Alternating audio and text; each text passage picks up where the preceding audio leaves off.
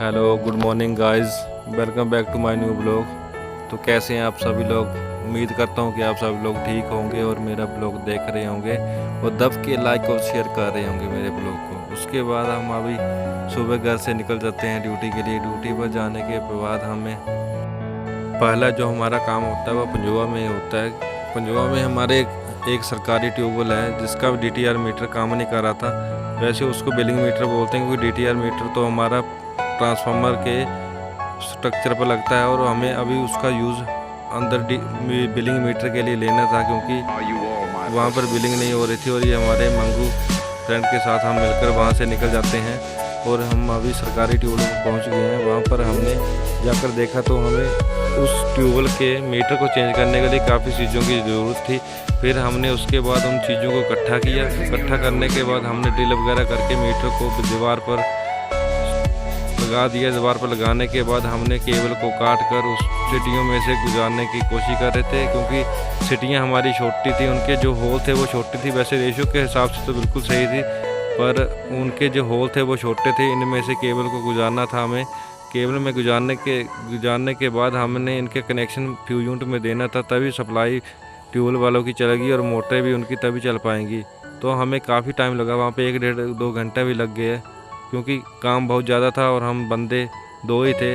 और उसका काम करने के बाद हमने अपने सिटियों में से केबल गुजारी और सिटियों में से केबल गुजारने के बाद हमने उन पर थिम्बल लगाया और थिम्बल लगाने के बाद फ्यूज यूनिट में केबल को स्टिच कर दिया।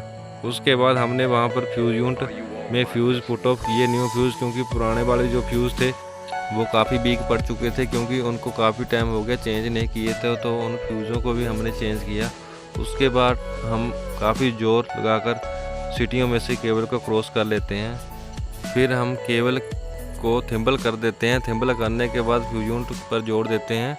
जोड़ने के बाद हम उस सिटियों के कनेक्शन करते हैं। कनेक्शन करने के बाद हम अभी अगले मिशन के लिए निकलना था और धूप भी बहुत ज़्यादा बढ़ गई थी और हम वहाँ से मीटर को लगाकर अपना बायोडाटा रिकॉर्ड में रखकर वहाँ से निकल जाते हैं अगली कंप्लेंट के लिए। अगली कंप्लेंट हमें चक में थी। वहाँ पर एक हमारे 100 kV के ट्रांसफार्मर का LT का फ्यूज़ डिफ्यूज़ हो चुका था। उसका कारण था कि यहाँ पर स्थानीय लोग किसी ने दरख्त को काटा, तो दरख्त काटने की वजह से उन टहनियाँ उस दरख्त की वो हमारी तारों से टच हो गई। टच होने की वजह से वहाँ पर स्पार्किंग हुई और फ्यूज़ डिफ्यूज़ हो गया। और फ्यूज़ को चेंज करने के बाद हम अगली नेक्स्ट कंप्लेंट के लिए निकल गए। वहाँ पर उनकी GI टूट चुकी थी जो PVC वायर के साथ स्टिच की होती है, जिसकी वजह से तार उनकी नीचे पड़ गई थी। उसको हमने ठीक किया और वहाँ से हम नेक्स्ट कंप्लेंट के लिए निकल जाते हैं। और यहाँ पर भी सेम ही मसला था। इन्होंने सुबह सुबह अपना सरीनी का बूटा काटा और वो उनकी PVC वायर पर गिर गया।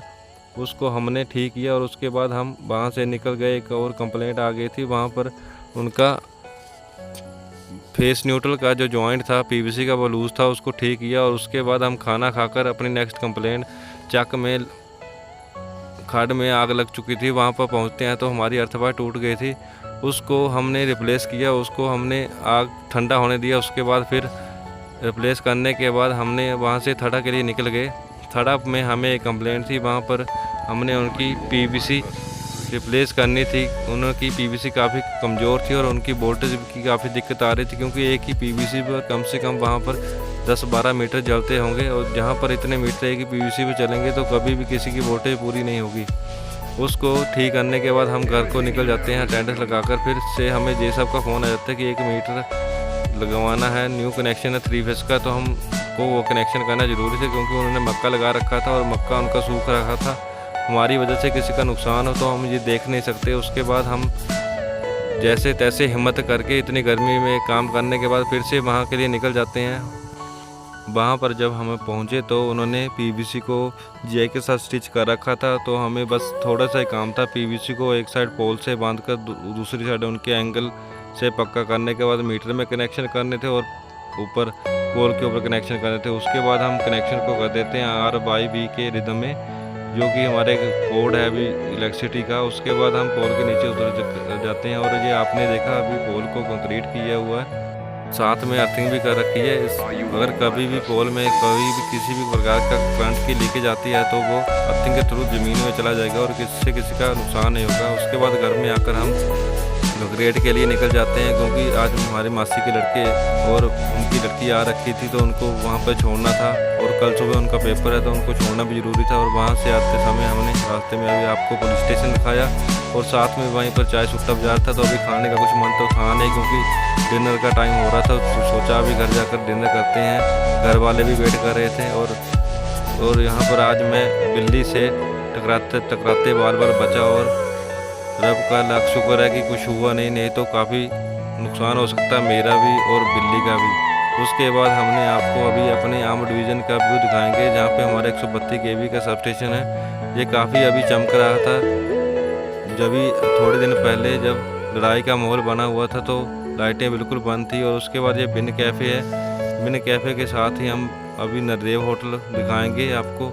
नरदेव होटल से वहाँ से हमने थड़ा के लिए टर्न किया, थड़ा से होते हुए हमें अब चंदेव मंदिर जी के पास पहुँच गए। उसके बाद चंदेव मंदिर में चंदेव जी महाराज को याद करके अपने घर को निकल दिया। और ये जो क्रेटा वाला है, इसने ओवरटेक की बहुत कोशिश की, लेकिन ये देख नहीं रहा था कि इस ओवरटेक से काफ़ी नुकसान हो जाएगा, क्योंकि आगे रोड भी तंग था।